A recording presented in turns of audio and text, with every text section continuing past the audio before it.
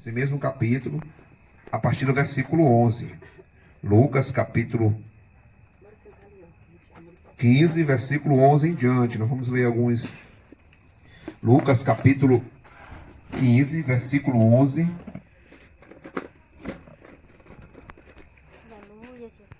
Versículo 11 até o versículo de número 32. Nós vamos estar explanando esse texto nesta noite. Nessa passagem bíblica, nós lemos aqui sobre o filho pródigo. Para quem não sabe, esse título de filho pródigo é para aquele filho que abandonou o pai, os pais, né? E nós vemos aqui no versículo de número 11, que diz assim: continuou um certo homem, continuou, né? Jesus está continuando a contar a parábola, né? Quando ele fala assim, continuou, é porque Jesus está continuando a contar parábolas aqui para os seus discípulos. Certo homem tinha 2 filhos. O mais moço dele disse ao pai: Pai, dá-me a parte dos bens que me cabe. E ele lhes repartiu os haveres. Amados e queridos irmãos, nós sabemos como pai, né, irmão aqui? Como pai, como mãe, que tudo que a gente constrói no decorrer do tempo da nossa vida, a gente vai deixar para os filhos. Não tem jeito. Mas só quando esse filho aqui, o filho pródigo, ele pediu para o pai a sua parte do que lhe cabia, é como se ele tivesse dado um tapa na cara do pai. É como se ele tivesse desejado que o pai dele morresse. Porque quando ele fala assim, dá minha parte que me cabe, então a intenção dele é pegar a herança, pegar a parte dele, não se importando com o pai. De uma tal forma, meus amados e queridos irmãos, que quando ele pega a sua parte, um terço daquilo que o pai tinha, deu para ele, ele vai embora. A Bíblia fala que ele vai embora, ele vai para outro lugar, para uma terra longínqua, para uma terra distante. E lá nessa terra, irmão, aqui, ele começa a viver dissolutamente, ou viver da maneira que ele quer, da maneira que ele queria, sem ordem, sem lei. E ali ele começa a perder, gastar tudo aquilo que ele tinha, com todos os prazeres da vida. E essa pessoa, esse filho pródigo, ele representa muitas pessoas que se desviaram do caminho de Deus. Representa. Então, quando Jesus ele traz para os discípulos essa parábola, ele está trazendo para a nossa vida uma lição. Uma lição de que o homem, quando se afasta de Deus, ele está indo para um lado que ele possa andar com a sua própria responsabilidade ou com a sua irresponsabilidade.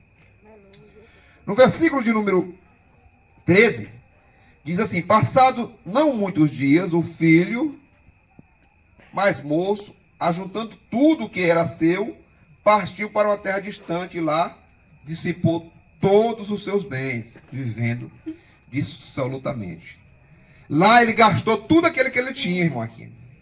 Irmão Aquino, a coisa mais triste para um pai, ele vê o sofrimento de um filho. E esse pai aqui, a tristeza para ele não foi nem ele ver o sofrimento do filho, foi ele não saber onde o filho estava.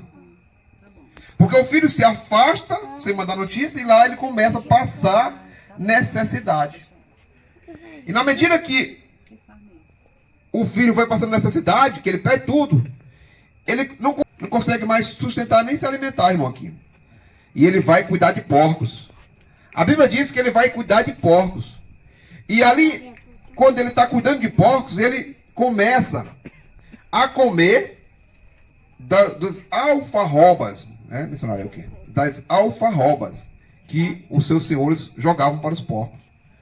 As alfarrobas eram frutos que somente os porcos comiam. Alfarrobas eram um tipo de comida imunda que somente os porcos comiam. E os porcos, eles simbolizam um animal imundo para os judeus. De tal forma que os judeus, eles não comem carne de porcos até hoje. É verdade? E quando esse judeu, filho de judeu, está ali trabalhando, jogando comidas, irmão, aqui, para os porcos, para alimentar os porcos, eles têm fome e ele vai comer junto com os porcos aqueles frutos.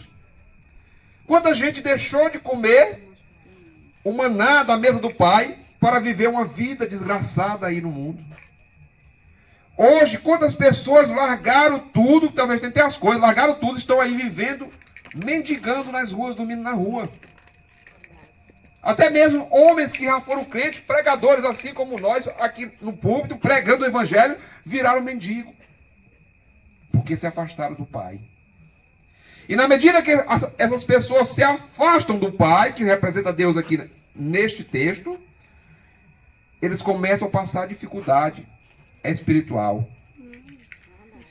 E nessa dificuldade espiritual, eles chegam a certo patamar que eles começam a se degradar espiritualmente dizendo.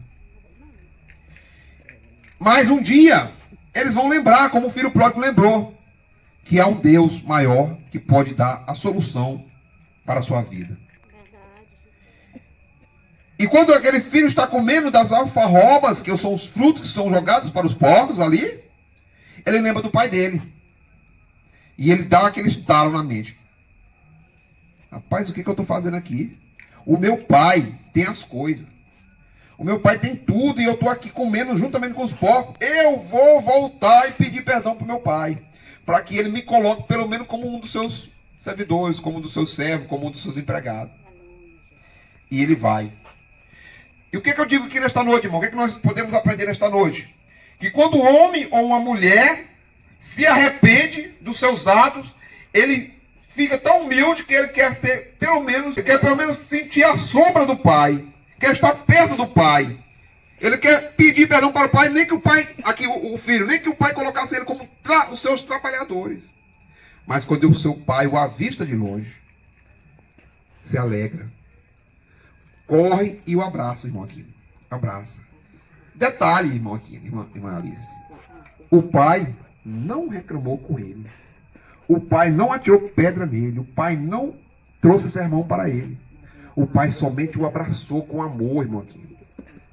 Lembrando assim, esse meu filho estava tão longe de casa e agora está perto de mim. Vem, meu filho, eu vou te abraçar com o abraço do amor. O abraço de restauração. Ele não acusou o filho. Ele trouxe somente amor ao seu coração. Ele não acusou o filho, irmão Aquino.